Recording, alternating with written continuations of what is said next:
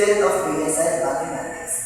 So now our lesson for today is all about dividing integers. So in dividing integers, we have two rules to follow, which is if the problem or equation is the same sign, the result is positive.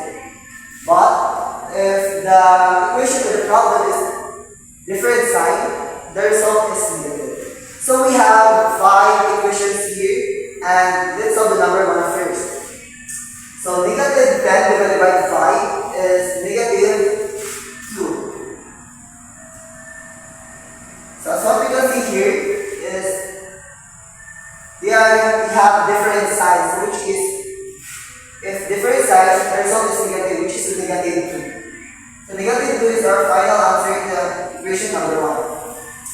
So we have number 2, we have here negative 99 divided by 3.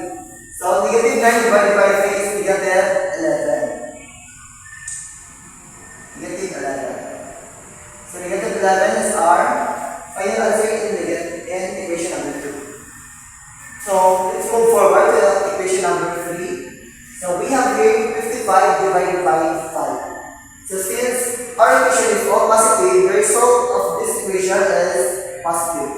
So which is 55 divided by 5 is equal to positive 11. Positive 11 or 11.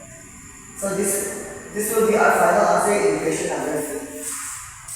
So we have here equation number 4, 24 divided by negative 4.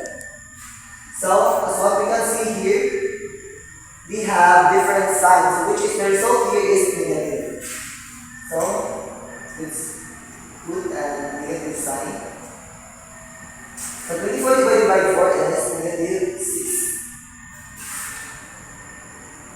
So negative 6 is our final answer in equation number 4.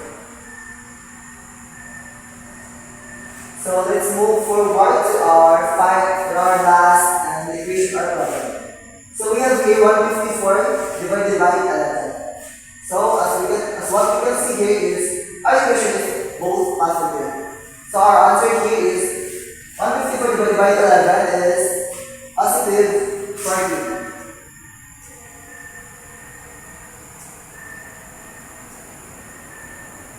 So for positive 14 is our final answer in equation number 5. I hope you learned something in my tutorial video. That's all. Thank you.